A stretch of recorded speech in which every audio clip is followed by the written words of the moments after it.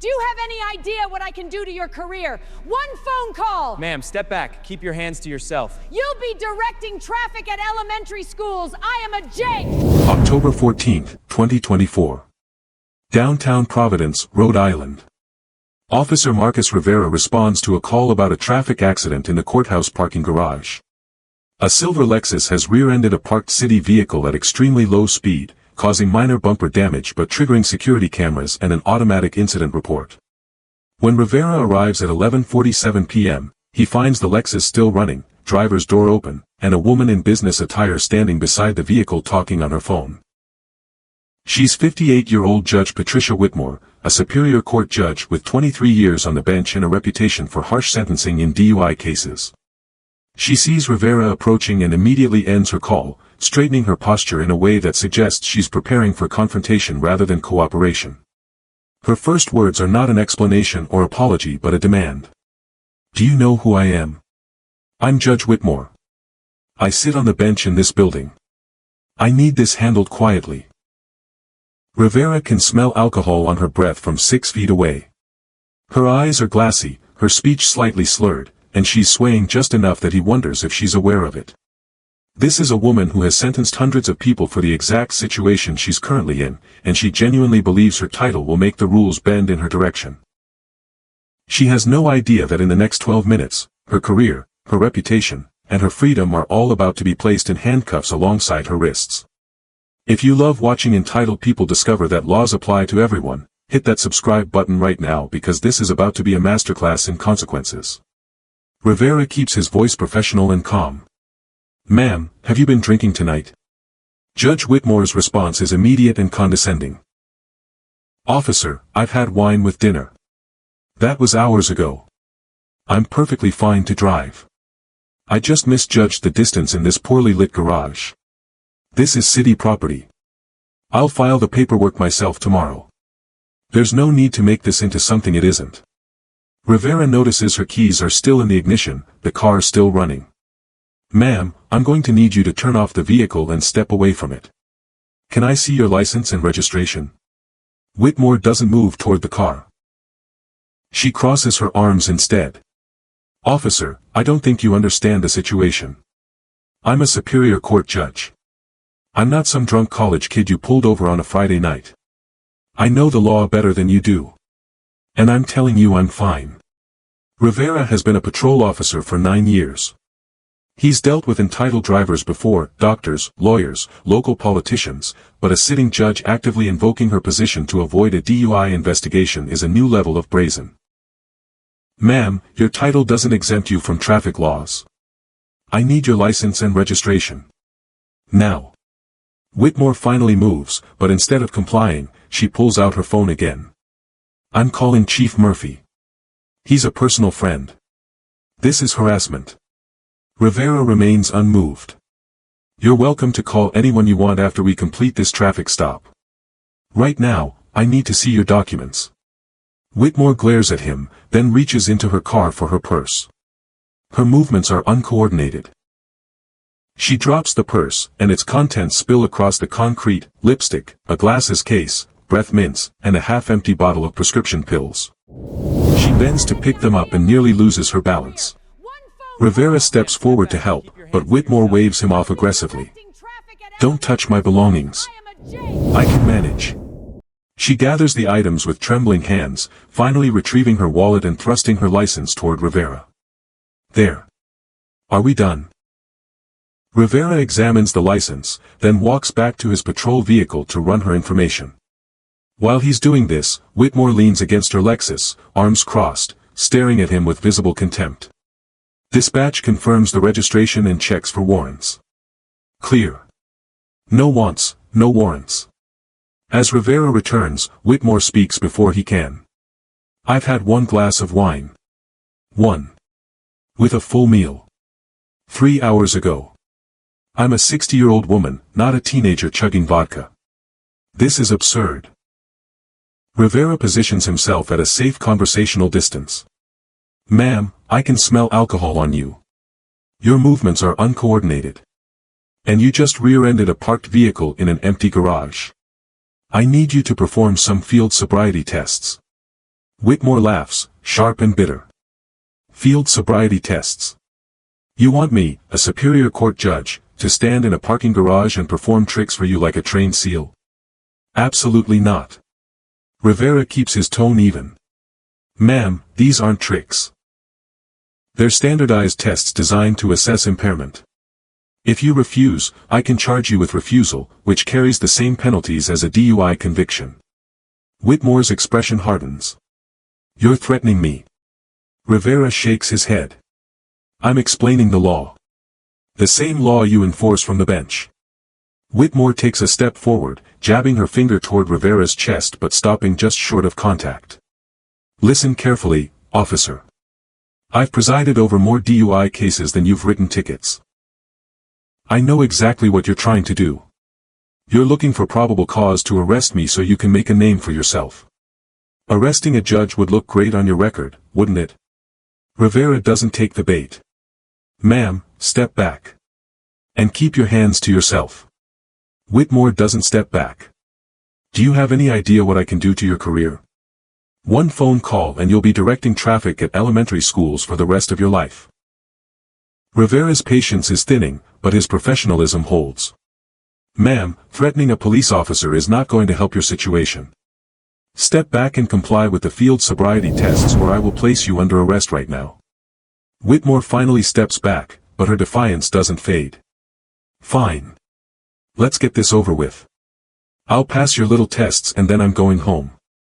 Rivera explains the horizontal gaze nystagmus test first. Ma'am, I'm going to hold up this pen. I need you to follow it with your eyes only, without moving your head. Do you understand? Whitmore rolls her eyes dramatically. Yes, officer. I understand basic instructions. Rivera begins the test, moving the pen slowly from side to side. Whitmore's eyes jerk involuntarily at maximum deviation, a clear indicator of impairment. Rivera notes this and moves to the walk-and-turn test. Ma'am, I need you to walk heel-to-toe along this line for 9 steps, turn, and walk back. Keep your arms at your sides and count each step out loud. Whitmore stares at the painted parking line on the concrete. This is ridiculous. It's dark. The ground is uneven. This isn't a fair test. Rivera responds calmly. Ma'am, these are standardized conditions. Please begin. Whitmore attempts the test. She steps off the line on the 3rd step, uses her arms for balance on the 5th, and loses count entirely by the 7th. She turns awkwardly, nearly stumbling, and walks back without touching heel to toe on any step. Rivera watches silently, documenting every failure indicator. When she finishes, Whitmore immediately goes on the offensive. I have arthritis in my knees. I'm wearing heels. This test is designed to make people fail. It's junk science. Rivera moves to the final test. Ma'am, for the one-leg stand, I need you to raise 1 foot approximately 6 inches off the ground and count out loud by thousands until I tell you to stop. Whitmore attempts to comply. She raises her right foot, wobbles immediately, and puts it down after 3 seconds. She tries again with the left foot. Same result. After the 3rd attempt, she gives up. This is impossible. I have balance issues. I'm on medication for vertigo. Rivera closes his notepad. Ma'am, based on your performance on these tests, combined with the odor of alcohol and your involvement in a traffic accident, I have probable cause to believe you're operating a vehicle while impaired. I'm placing you under arrest. Whitmore's face flushes red. You're making a mistake. A huge mistake. Rivera reaches for his handcuffs. Ma'am, turn around and place your hands behind your back. Whitmore backs away. I'm not getting in handcuffs. I'm a judge. You can't do this to me. Rivera's voice firms. Ma'am, you're under arrest. You can comply, or I can call for backup and we can do this the hard way. Either way, you're being arrested. Whitmore's voice rises to a shout. I refuse. I absolutely refuse. This is an abuse of power. Rivera keys his radio. Dispatch, I need a supervisor and a female officer to my location. Courthouse parking garage, level 2. Whitmore hears this and her demeanor shifts. She tries a different tactic, softening her voice. Officer Rivera, let's be reasonable. I made a mistake tonight. I admit that. But think about what arresting me will do. The publicity, the media circus. Is it really worth destroying my career over a minor traffic accident? No one was hurt. I'll take full responsibility. I'll take a cab home right now. Just let me handle this quietly. Rivera shakes his head. Ma'am, I can't do that. You drove impaired and you've been refusing to cooperate. The decision is made. Whitmore's brief attempt at charm evaporates. She pulls out her phone again. I'm calling my attorney. And the mayor. And every council member I know. You're going to regret this. Rivera doesn't respond. He simply waits for backup. Within 3 minutes, Sergeant Linda Hayes arrives, a veteran officer with 18 years of experience. She assesses the situation quickly. Judge Whitmore, I'm Sergeant Hayes. I need you to comply with Officer Rivera's instructions. Turn around and place your hands behind your back. Whitmore turns her anger on Hayes. You're a woman. You understand. This is humiliating. I'm a professional. I sit in judgment of criminals every day. I don't belong in handcuffs. Hayes' voice is firm but not unkind. Ma'am, right now you're a suspect in a DUI investigation. Your profession doesn't change that. Please comply. Whitmore's resistance finally breaks. She turns around, placing her hands behind her back while tears begin streaming down her face. This will ruin me. Everything I've worked for. 23 years on the bench. Gone. Rivera applies the handcuffs, explaining as he does. You're under arrest for operating a vehicle while impaired. You have the right to remain silent. Anything you say can and will be used against you in a court of law. You have the right to an attorney. If you cannot afford one, one will be appointed for you. Do you understand these rights? Whitmore nods, her voice breaking. Yes. I understand. Hayes guides Whitmore toward the patrol vehicle. Judge Whitmore, we're going to transport you to the station for a breathalyzer test. You'll be given the opportunity to contact your attorney from there. Whitmore doesn't resist physically, but her verbal resistance continues. This test will be thrown out. I know the protocols. I know every loophole. My attorney will have this dismissed before it ever sees a courtroom. Rivera opens the rear door of his patrol car. Ma'am, please watch your head. Whitmore sits in the back seat, and for the first time since the encounter began, she falls silent. The drive to the station takes 12 minutes.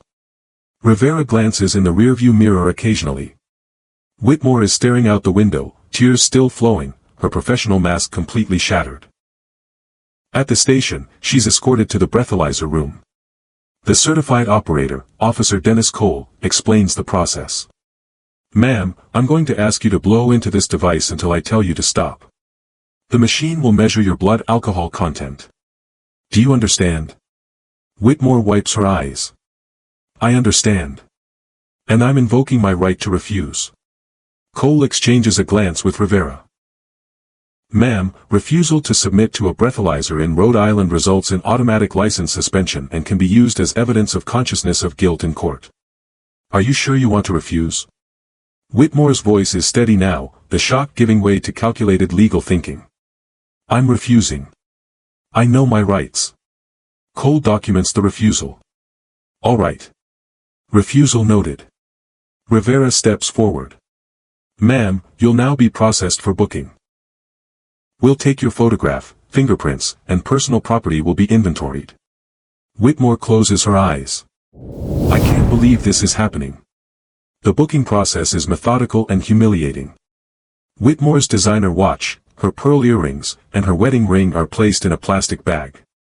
Her purse is inventoried. Her phone is taken. She's photographed holding a placard with her booking number. The flash makes her flinch.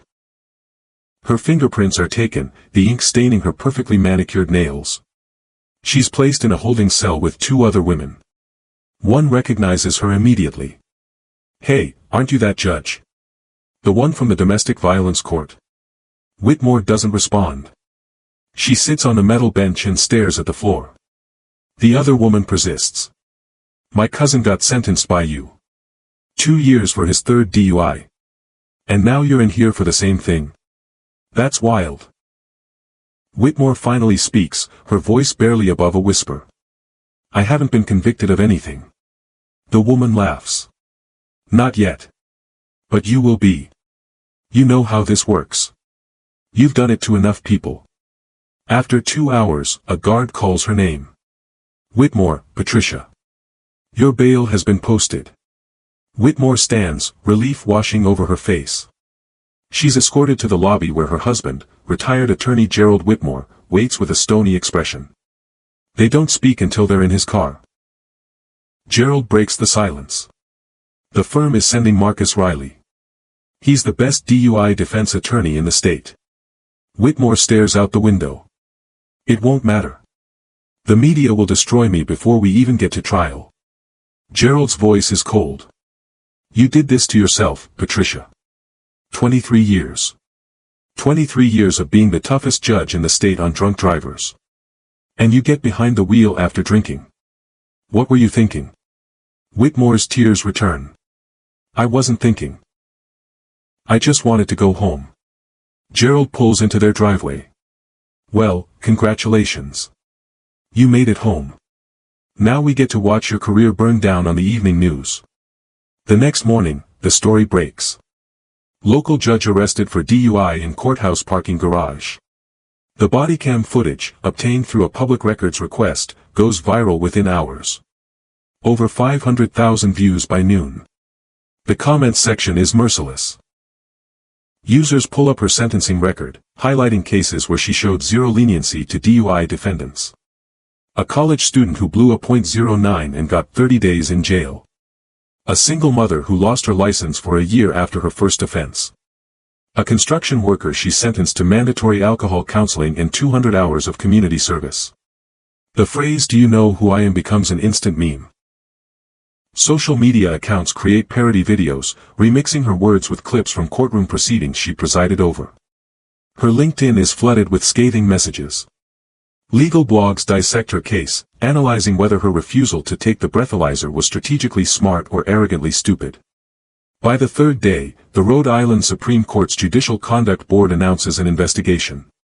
The press release is formal and devastating. The board has received a complaint regarding the conduct of Superior Court Judge Patricia Whitmore. An investigation will be conducted to determine whether her actions violated the Code of Judicial Conduct. Judge Whitmore will be placed on administrative leave pending the outcome of this investigation.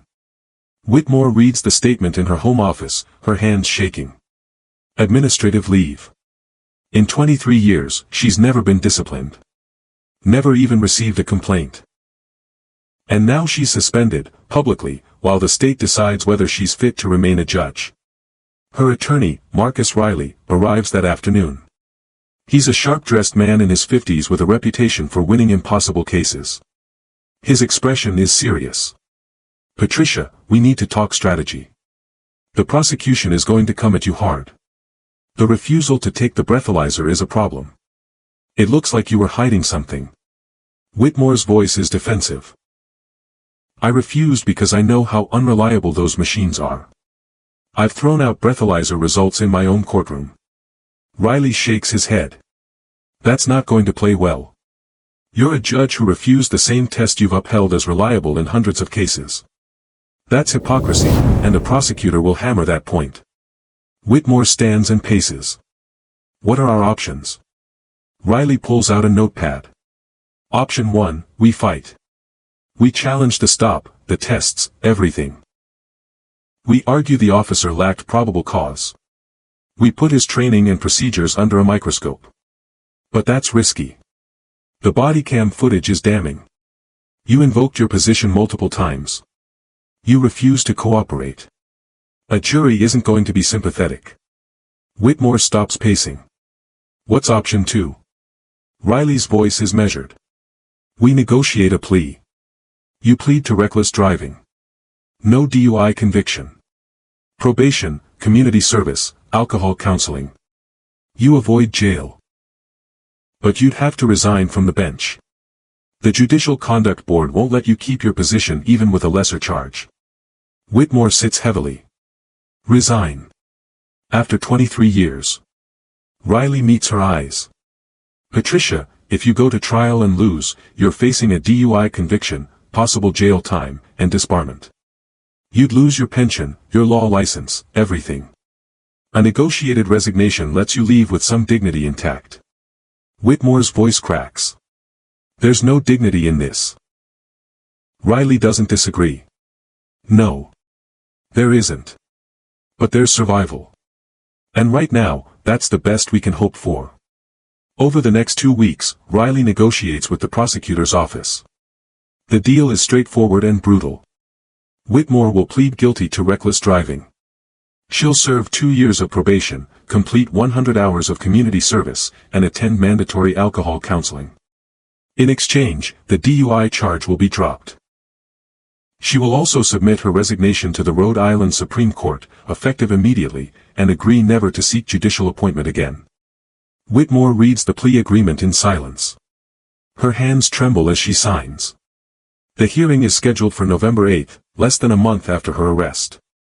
The courtroom is packed. Media, former colleagues, defendants she's sentenced, all crammed into the gallery to watch her downfall. Judge Harold Preston presides, a man Whitmore has known for 15 years. His expression is unreadable as Whitmore stands before him, her attorney beside her. Judge Preston speaks first. Ms. Whitmore, you are appearing before this court to enter a plea of guilty to reckless driving. Is that correct? Whitmore's voice is quiet. Yes, Your Honor. Preston continues.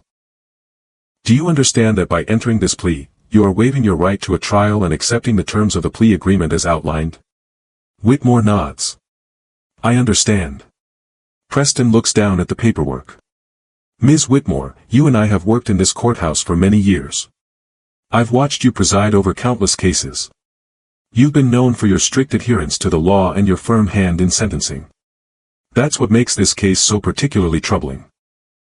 You stood in a parking garage and invoked your position as a judge to avoid the consequences of your actions. You refused to cooperate with law enforcement. And when that didn't work, you threatened an officer's career. This behavior is not just illegal.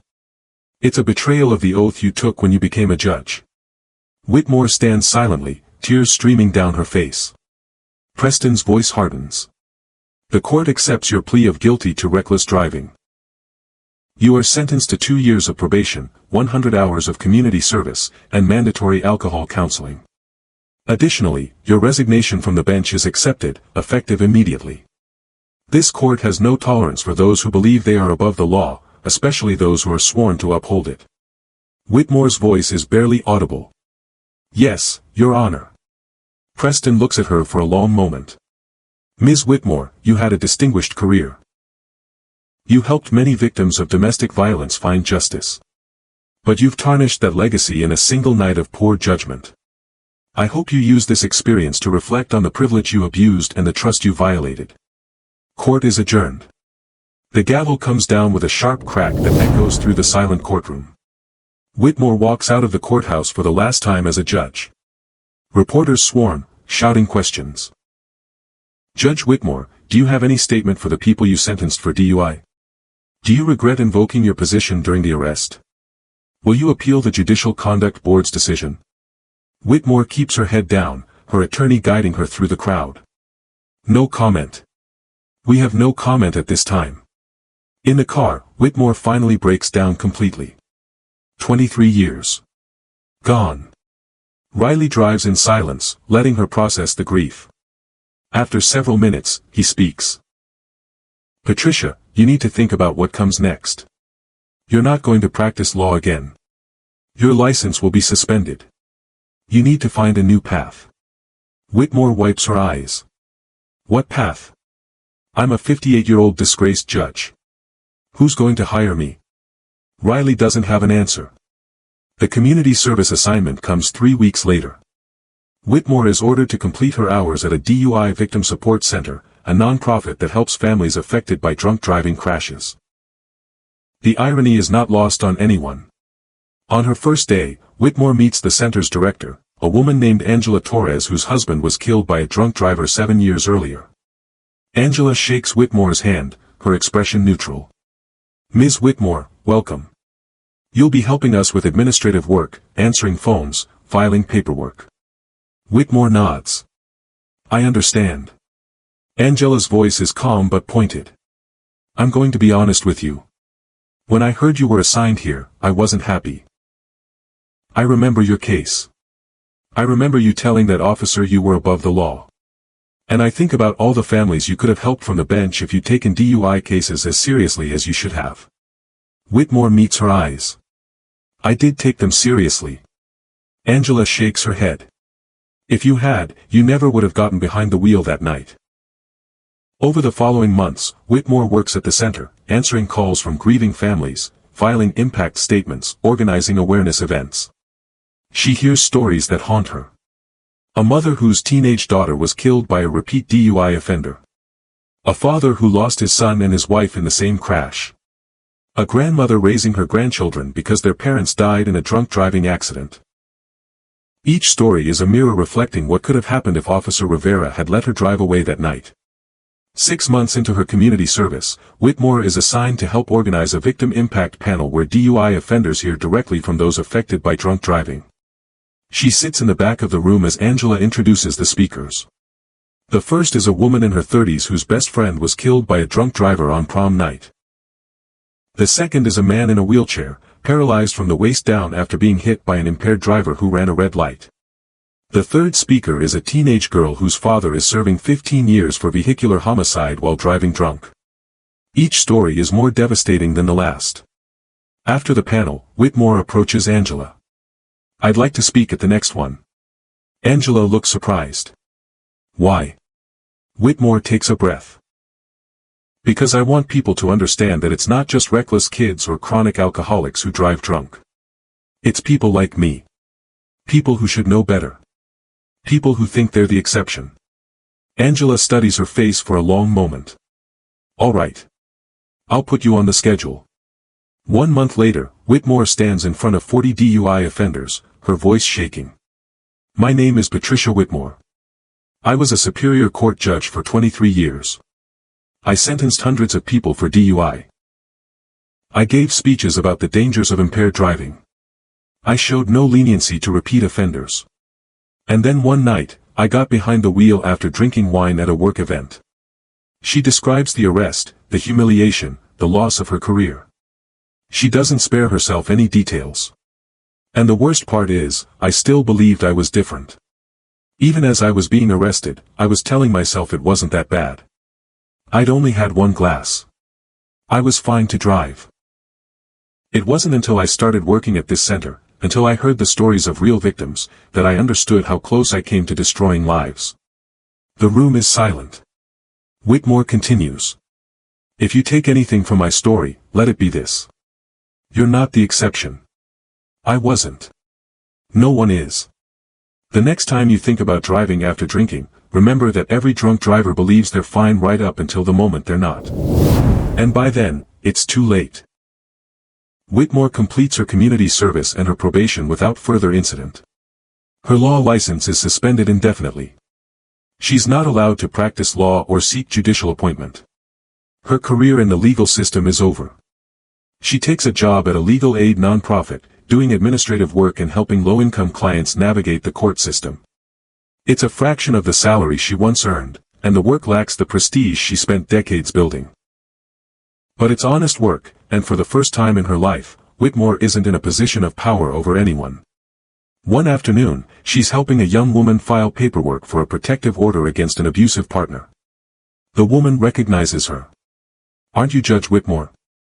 I remember you. You handled my divorce case 5 years ago. Whitmore hesitates. Yes.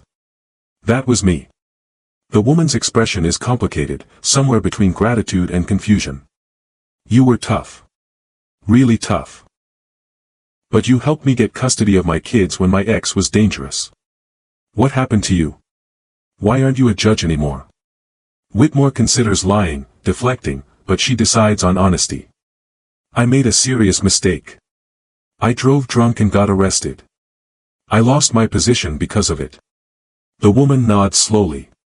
I guess even judges are human. Whitmore manages a sad smile. Especially judges. As time passes, the viral video fades from social media. New scandals replace it. But Whitmore's fall from grace remains a cautionary tale in legal circles. Law schools use her case in ethics courses. Judicial training programs cite her as an example of how power and entitlement can corrupt judgment. She becomes a footnote in discussions about accountability for public officials. 2 years after her arrest, Whitmore is invited to speak at a State Bar Association conference on judicial ethics. She's nervous, standing in front of lawyers and judges who once considered her a peer. She tells her story without embellishment, focusing on the psychological mechanisms that allowed her to rationalize her behavior. I spent 23 years in a position of authority. Every day, people stood when I entered the room. They called me Your Honor. They waited for my permission to speak. That kind of power, over years and years, creates a dangerous mindset. You start to believe you're different. That the rules that apply to everyone else don't quite apply to you the same way. The audience listens in uncomfortable silence. Whitmore continues. The night I got arrested, I genuinely believed Officer Rivera was overstepping. I thought I was being harassed. It never occurred to me that I was just another drunk driver making excuses. That cognitive dissonance, that inability to see myself clearly, is what destroyed my career. And if I can offer any advice to those of you still serving on the bench, it's this. Check your ego constantly. Remember that the robe doesn't make you special. It makes you responsible. 3 years after the arrest, Whitmore is contacted by a documentary filmmaker working on a project about public officials who fell from grace. The filmmaker, a woman named Sarah Chen, wants to interview Whitmore about her experience. Whitmore agrees, hoping that sharing her story might prevent someone else from making the same mistakes. During the interview, Chen asks the hard questions. Do you think the punishment fit the crime?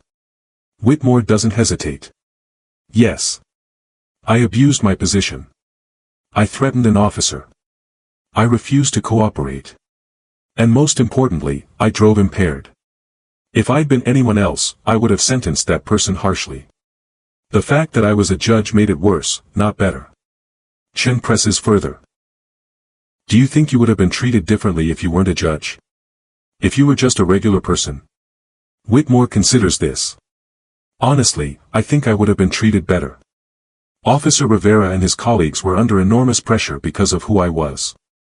They had to be perfect in their procedures because they knew I'd look for any mistake to exploit.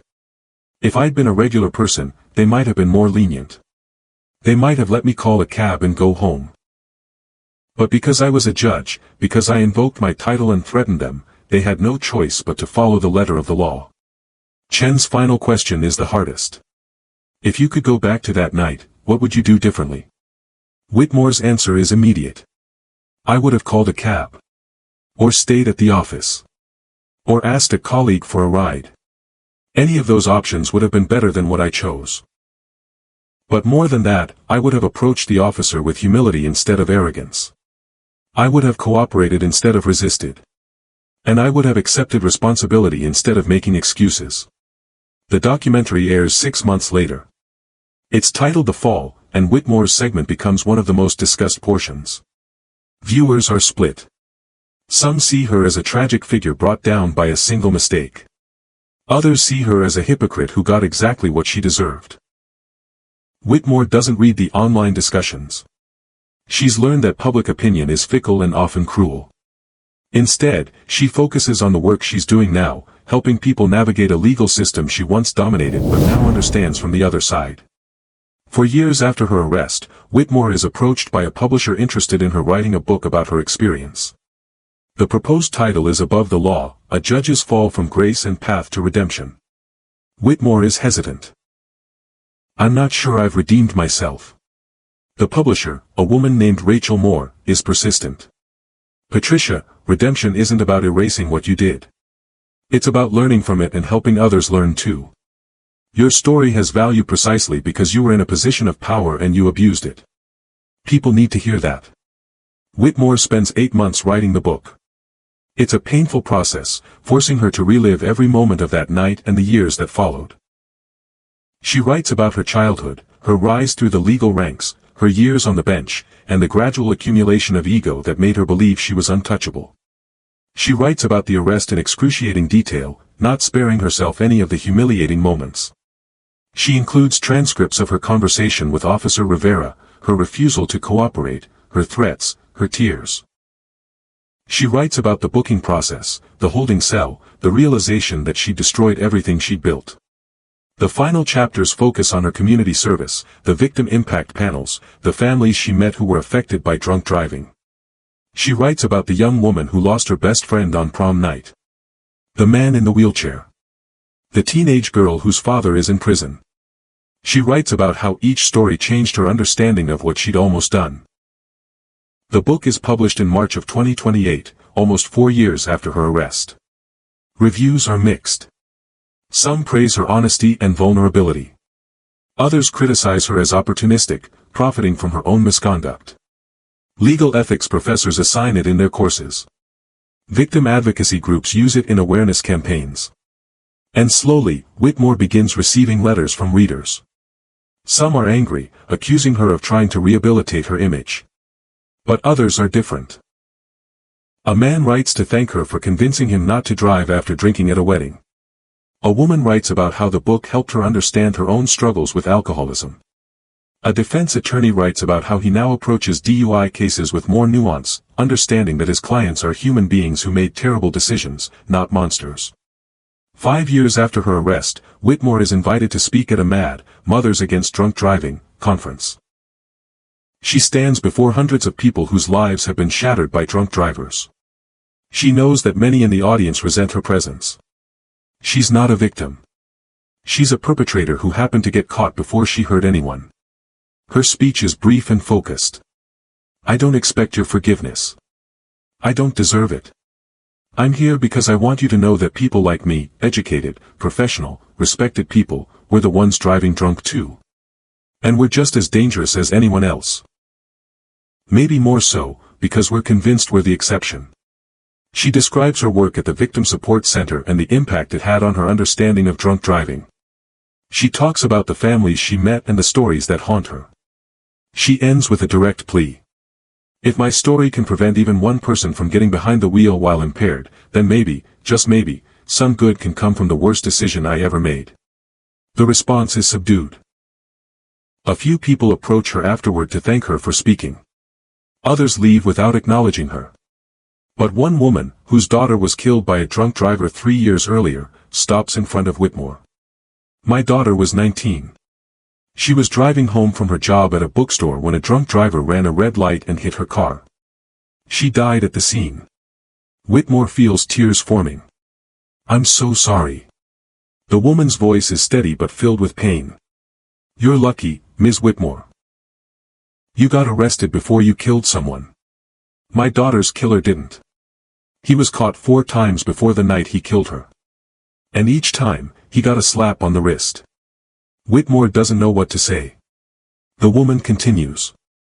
I don't forgive you for driving drunk. But I appreciate that you're using your experience to try to stop others. That's more than most people do. She walks away, leaving Whitmore standing alone in the conference hall. 6 years after the arrest, Whitmore's life has settled into a new normal. She works at the legal aid office, speaks occasionally at DUI awareness events, and lives quietly with her husband, who stood by her through the entire ordeal despite his anger and disappointment. She's not wealthy. She's not powerful. She's not respected in the legal community anymore. But she's sober, she's honest, and she's trying to make amends in the only way she can. One afternoon, she receives a phone call from Officer Marcus Rivera. They haven't spoken since the night of her arrest. His voice is professional but not unkind. Ms. Whitmore, I wanted to let you know that I've been asked to speak at a law enforcement training conference about handling high-profile arrests. I'm using your case as an example. I wanted to give you a heads up in case you see media coverage. Whitmore is surprised. Thank you for letting me know. Rivera pauses. For what it's worth, I've followed your work since the arrest. The victim advocacy, the speaking engagements. It takes courage to admit you were wrong that publicly. Whitmore feels unexpected emotion welling up. Officer Rivera, I owe you an apology. I said terrible things to you that night. I threatened your career. I tried to use my position against you. I'm sorry. Rivera's response is measured. I appreciate that. And for the record, I didn't enjoy arresting you. But it was the right thing to do. Whitmore agrees. It absolutely was. They end the call cordially, and Whitmore sits for a long time thinking about how different her life would be if Rivera had let her go that night. She might still be a judge. But she'd also still be the person who believed she was above the law. And that person, she realizes now, needed to be stopped. 7 years after her arrest, Whitmore is invited back to the courthouse where she once presided, not as a judge, but as a speaker for a judicial ethics seminar. Standing in the same building where she spent 2 decades, she feels a complex mix of shame and gratitude. She speaks to a room full of judges about the dangers of ego, the importance of humility, and the necessity of holding oneself to the same standards one imposes on others. After the seminar, a young judge approaches her. Judge Whitmore, Ms. Whitmore, I just wanted to say thank you. Your story reminded me why I became a judge in the first place. To serve justice, not to wield power. Whitmore shakes the young woman's hand. That's the best thing anyone said to me in years. Keep that perspective. Don't ever lose it. 8 years after the arrest, Whitmore attends a victim impact panel as an observer, not a speaker. She watches as a man in his 50s describes losing his wife and 2 children in a crash caused by a drunk driver. The driver, a 22-year-old woman, sits in the front row sobbing. After the panel, Whitmore approaches the young woman. She's expecting anger or disgust, but the woman just looks lost. I don't know how to live with what I did, the woman says. I killed 3 people. How do I move forward from that? Whitmore sits beside her. I don't have an easy answer. I got lucky. I was arrested before I hurt anyone. But I've spent 8 years trying to make amends for what I almost did. All you can do is take responsibility, serve your time, and spend the rest of your life making sure it means something. The woman wipes her eyes. Do you think they'll ever forgive me? The victims' families? Whitmore is honest. Probably not. And you don't have the right to expect them to. But you can forgive yourself eventually, if you do the work. If you use this to become someone better. They sit in silence for a moment, 2 women on opposite sides of a terrible divide, connected by the same mistake. 9 years after her arrest, Whitmore publishes a second book, this one focused on restorative justice and the ways the legal system can better address the root causes of criminal behavior rather than simply punishing offenders. It's well received in academic circles, and she's invited to speak at law schools across the country. She's not a judge anymore. She'll never be a judge again. But she's found a different kind of purpose, helping to reshape the system she once enforced without fully understanding its flaws. One evening, her husband asks her if she regrets her career. Not the arrest, but the 23 years before it. Whitmore thinks carefully before answering. I don't regret the work I did. I helped a lot of people. But I regret the person I became. The ego, the arrogance, the belief that I was somehow better than the people who stood before me. I wish I'd learned humility earlier. Gerald nods. You're a better person now than you were then. Whitmore isn't sure she agrees, but she appreciates the sentiment. I'm a more honest person now. Whether that makes me better, I'll leave for others to judge. 10 years after the arrest, Whitmore is invited to speak at Officer Marcus Rivera's retirement ceremony. Rivera is stepping down after 20 years of service, and he's asked Whitmore to share her perspective on their infamous encounter. Whitmore stands before a room full of police officers, city officials, and Rivera's family. She speaks about the night of her arrest, not from her previous position of denial and defensiveness, but with complete honesty. Officer Rivera saved my life that night. I was too arrogant to see it at the time, but by arresting me, by refusing to let me drive away, he prevented me from potentially killing myself or someone else. I spent years resenting him. Hating him, even. But now I understand that he did his job with integrity and courage, despite my threats and my attempts to intimidate him. She looks directly at Rivera. Thank you for not letting me destroy more than just my career that night. Thank you for treating me like everyone else, because that's exactly what I needed. The room erupts in applause. Rivera shakes her hand afterward.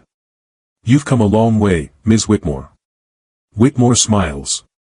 We both have. As she drives home that night, Whitmore thinks about the arc of her life. The rise, the fall, and the slow, painful climb towards something resembling redemption. She'll never get her old life back. She'll never wear the robe again or sit behind the bench.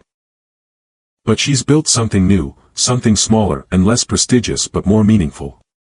She's learned that power corrupts, that ego blinds, and that the law applies to everyone, no matter how important they think they are. And most importantly, she's learned that accountability, while painful, is the only path to real change. 11 years after her arrest, Whitmore receives a letter from a law student who read her book and watched the documentary about her case. The student writes, "Your story changed my life. I was planning to go into corporate law to make money and build power. But after reading about your experience, I decided to focus on public defense. I want to help people who make mistakes, like you did, and show them there's a path forward." Whitmore frames the letter and hangs it in her office. It's a reminder that even the worst moments of our lives can create ripples of positive change if we're willing to be honest about our failures. Patricia Whitmore's story is a stark illustration of how privilege and power can distort our perception of accountability. She spent 23 years as a judge, sentencing people for the exact behavior she engaged in on October 14, 2024. She knew the law. She understood the dangers of impaired driving. She'd seen the devastating consequences in her courtroom. And yet, when confronted with her own violation, she immediately tried to use her position as a shield rather than accepting responsibility. The psychological profile here is textbook narcissistic entitlement. Whitmore didn't just believe she was above the law. She believed the law existed to serve her, not constrain her. When Officer Rivera attempted to enforce basic traffic safety protocols, she experienced it as a personal attack, an affront to her status and dignity. Her invocation of her judicial position was not just a manipulation tactic. It was a genuine belief that her title granted her immunity. The legal analysis is straightforward. Driving under the influence, refusing field sobriety tests, and threatening a law enforcement officer are all clear violations of state law. But Whitmore's case raises broader questions about how we hold powerful people accountable. If Rivera had been intimidated by her threats, if he'd let her drive away to avoid the political fallout, she would have remained a judge. She would have continued sentencing others for DUI while escaping consequences for her own actions. That double standard is what destroys public trust in the justice system. The real lesson here is about the importance of treating everyone equally under the law, regardless of their position, their connections, or their threats. Rivera and his colleagues did exactly what they were supposed to do.